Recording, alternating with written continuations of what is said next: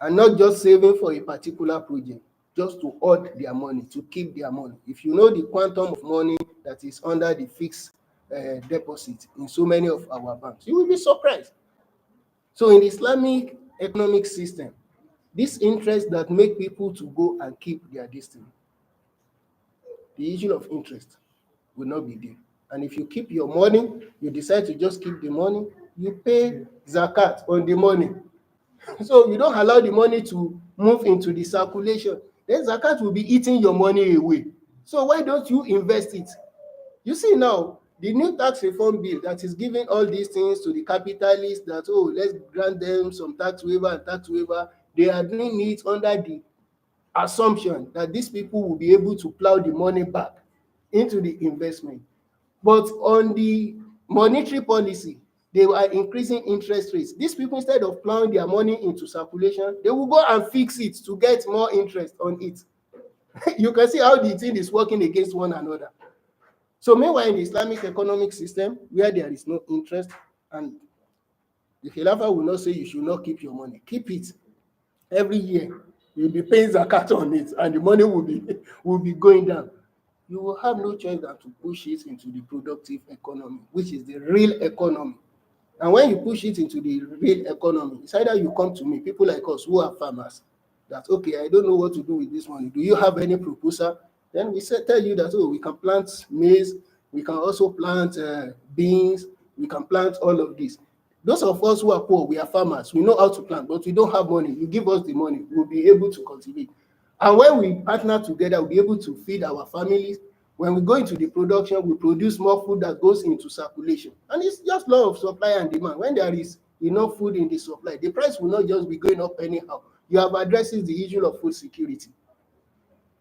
So that is the interest rate part of it.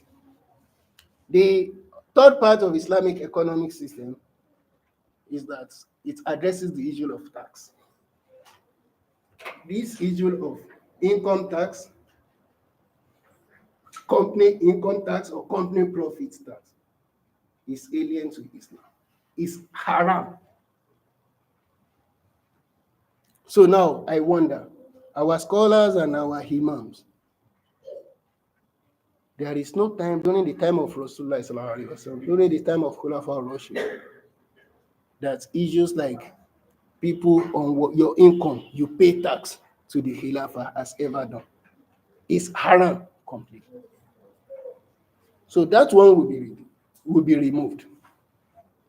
You make your profits, you generate more income. You can strive as much as you can to really make yourself very wealthy without having the fear that, hi, if I get to level of 100 million, now I'm going to pay 20% to the government, or I'm going to pay 25% to the government, or simply because your minimum wage was increased from, is it 30 or 35,000 naira to 70,000 naira, you will now be thinking about how the deduction that will happen in your district. And do you know the reality of this personal income tax?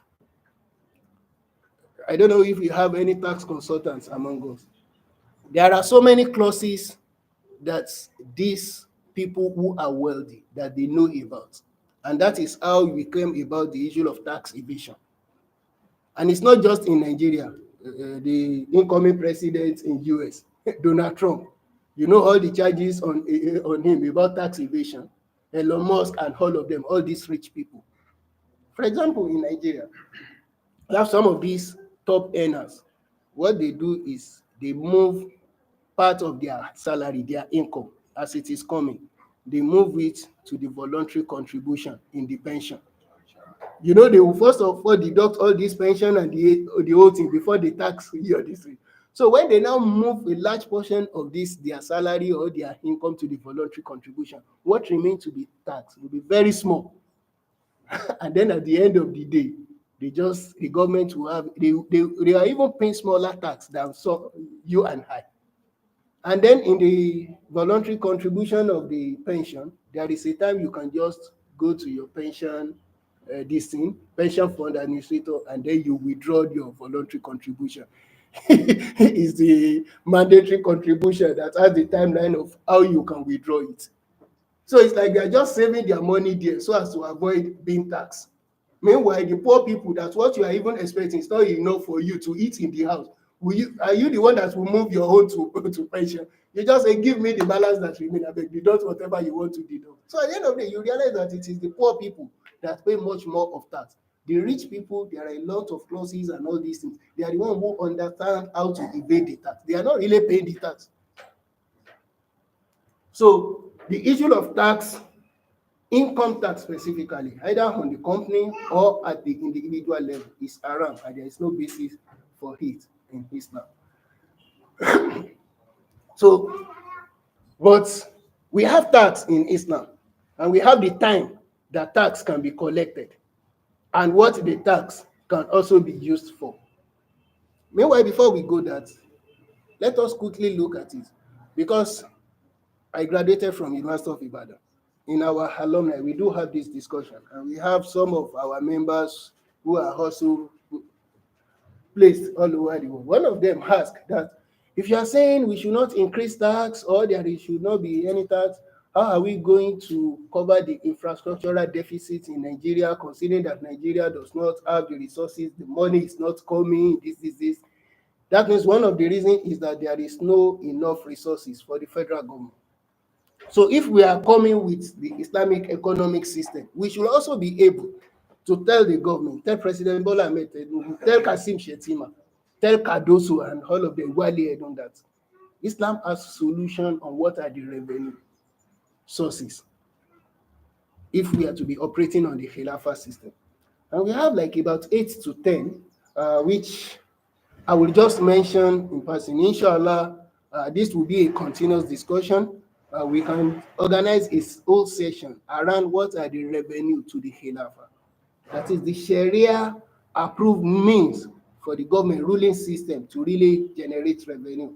Because we have it plenty, that if we adopt this Sharia approach, this Islamic approach, what we have in Nigeria today, we are going to have excess. It's not going to be about we don't have resources and then we'll be going out to borrow money. As we all know, during the time of Khilafah of Umar ibn Abdul Aziz, it got to a time that even people who want to pay zakat, the Khilafah got so much zakat, and they are looking for people to give the zakat to. You know the 8 categories of people that can collect zakat: the wayfarer, the poor, and the needy. And they could not see people. Then a suggestion comes about that, oh, the zakat we have collected, maybe we put it like under the tree or in the at a junction, so that if poor people are passing, maybe they are shy, at least they can see it and take what belongs to them. When Umar ibn Abdul Aziz implemented this, people were praying for him. May Allah bless our Khalifa. He has even made payment of zakat so easy for us. We don't have to be going around for them to calculate. We can just calculate, and they continue adding more zakat to it. And we know how the Khilafah really put so much resources to the people. So what are these sources of revenue? The first one, we have the Ghanima and the Fai, which are resources that will be available to the Khilafah. That's it's a bit technical that we will cover at the next one. But they are actually the booties that the Khilafah really lay their hand upon that can be converted to immediate resources. Then we have the Haraj, the land, the issue of land. You know, in Africa, Nigeria alone is like at about number 4 or number 5 in terms of the geographical land that we have. When you remove Congo Democratic Republic, and I think it's Mali or Algeria, then you come to Nigeria. It's about 923,000 square hectare. And when you look at this land, Allah also blessed Nigeria, water resources, fertile land, lands that meet the Sahel and Savannah environment that can produce that, lands that meet the forest ecology that can produce what they are producing in the forest ecology. Just talk about any form of the ecology you are talking about. You will find it within the geographical space of Nigeria. So this land alone, if we implement the Sharia system on the allocation and utilization of land, is going to promote a lot of production enterprises. And when the people get into agricultural production, they get into production enterprises, the value chain system will be linked to all of these, and then people will have access to food and their basic needs. So we have the Kharaj, we have the jizya, we have the public property, because properties within the Sharia, we have three types of property. In the capitalist and the communist system, they only categorize properties, assets, into two. They will say public assets and also private assets. And the capitalist system is saying that, oh, the public, the government cannot manage things responsibly. Exactly, that's the way they use it. They cannot manage resources responsibly and effectively. So push the resources to the private sector. And all these big people, the big capitalists we are talking about, you also realize that it is the resources that belongs to the common people that they are using. So, and that is why the concept of capitalism that we are doing now, it promotes privatization, privatization, privatization. If you look at the company tax, the waiver, everything we talk about, you can see that it favors those people who have money, the big private enterprises, because it pushes everything to them. That, okay, when they are okay, they will take care of others. In the Khilafah, in the Islamic economic system, assets are classified into three. And we have those assets that are classified as public assets. And these public assets, according to the hadith of Abu Dawud, he said people are partners in three things. What are those three things? Water, pasture, and source of energy. Water, pasture, and source of energy. That is big pool of water. We have the river Niger and the river Benue. We have the tributaries that ended up in the delta, in the Niger Delta. The only thing we get from all these water sources is flooding. It's disadvantage. That's the only thing we get from it. Last week, President Bola Ahmed Tinubu also appointed so many people into the river basin dam. If any one of you have been to this river basin dam, I think the only thing that is happening there is there is allocation of budget to them. Those who are there get some people they know, they will give them employment, and then that's all. In the last, from August till date, I've been run to the northwest part of Nigeria. I've been there more than in Abuja. If you get to Bakolori Dam, this dam in Jibia, and the whole thing has gotten blocked and people could not farm there. So the water canals and the whole thing is not useful for anything. And then most of this river dam and for this irrigation land has been given to some private individuals. And these private individuals are not cultivating it. And when you look at the small portion of it that is being cultivated, they rent the land out to poor farmers. So those poor farmers will still have to pay the private people who have taken over all this irrigation land, all in the name of privatization. And this is public assets that cannot be privatized. So if you now could not understand the one of the water, at least you understand that our water canals is favoring us by creating flooding for us every time. Then on the issue of the crude oil, which is source of energy,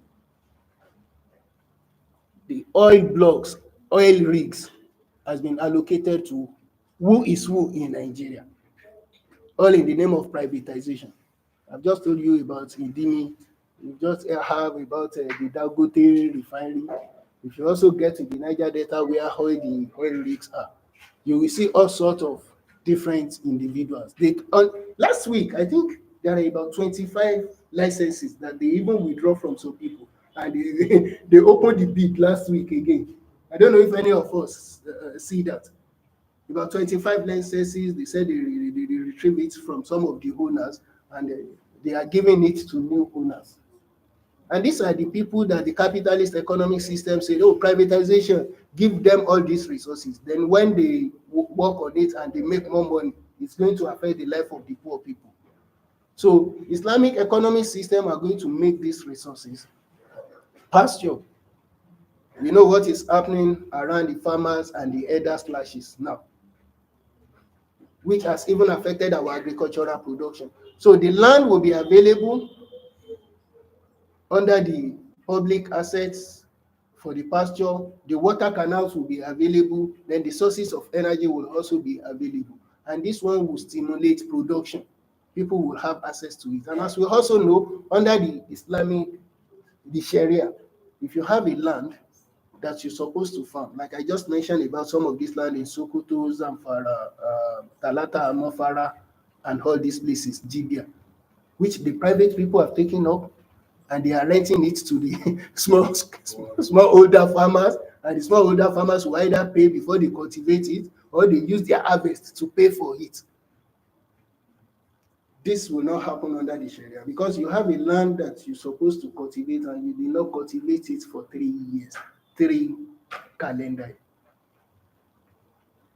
The Khilafah is going to retrieve the land, the ownership of the land from you. That means you don't need it. That's why you are not cultivating it. Then they will give it to another set of people who can cultivate it. Now you have the land that are about very close to the people that they can cultivate, but because they are not the owner, and the owner who have money is not using it for anything, the land life values, and people are fighting over land. People are even killing themselves because of farmland. So this public property will be put to adequate use in the Islamic economic system. This utilization of land alone, does it require us to go and borrow money from World Bank? No. Now we go and borrow money from World Bank, from Africa Development Bank. Simply we say, hey, we want our farmers to farm. Meanwhile, the farmers does not have access to the land. We are now talking that the food inflation is eating over 40%. You are now saying it's tax that is going to address that. How?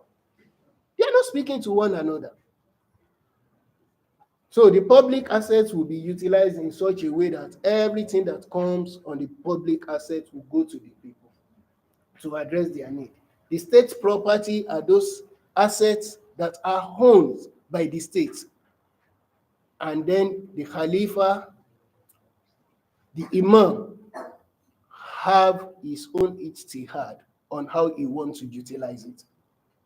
But in the case of public property, it must be used in such a way that everybody, the members of the Ummah, the citizens, will be able to benefit from it. So if it is the revenue that is coming to Nigeria that is the problem of the President Bola Ahmed Tinubu, there was going to be the state resources, state assets that the government is going to generate revenue from. Then we also have inheritance properties, where those things, for somebody who die and there is nobody to inherit him, then the government is going to take over those and it's going to be used for public services and goods. Okay. Then we have the zakat. In the place where I work, one of our big oga came to Nigeria sometimes ago because we work very much in the northeast and the northwest to support the poor and vulnerable people. So when the big chief came, this is just about a month ago, I said, oh, let me visit the vulnerable people, IDPs in Maiduguri, and see how our works is really going very well. When the woman landed at the President Muhammadu Buhari International Airport in Maiduguri, he said, wow, how are we looking for money everywhere to come and support people in Nigeria? The number of private jets that is on the hangars that I can count it here, we cannot even count it in America. So people really have money in this country, Muslims and non-Muslims. Are we collecting the zakat? Who is going to collect the zakat? And that is why they even stock their money. They pack it in the banks. And then somebody at the presidency is looking for money. Collect zakat from these people. And this in foreign currency and in naira, people have the money. Sharia does not say they should not live luxurious life. Live your luxurious life. But one thing that the Sharia says is, if Allah bless Abdul Hakim, Allah bless Abdul Hakim to take care of Yusuf, Shamsuddin, and everyone too. It's not in the capitalist, selfish system that you'll be so happy that a black king cannot eat. But there is an hadith of Rasulullah that says that if you sleep after you have filled your belly and you did not care about your neighbor that has not eaten, then you are out of Islam. But that is what we have today. And because we are not using the Islamic system, the Khilafah, you can't force anybody to pay the zakat. So in terms of the argument that Nigeria is not rich, there is no resources, there is no money, it's because we are using the capitalist system. That is why you cannot make use of our resources. And even our leaders, President Bola Ahmed Tinubu himself says it. He said Nigeria is rich, but it is the system and the management approaches that make us look as if we are poor. But now the management is to tax us more so as to get the money. So we've just said it that there are some tax in the Sharia, in the Islamic system. And this tax, yes, we have commodity trade tax. And the trade tax is reciprocative in approach within the Sharia system. For example, in the Khilafah, we allow anybody who wants to bring whatever that we lack, or if you want to bring anything for trading into the Khilafah to come and trade, you bring it, and we will not charge any excise duty or custom duty on you.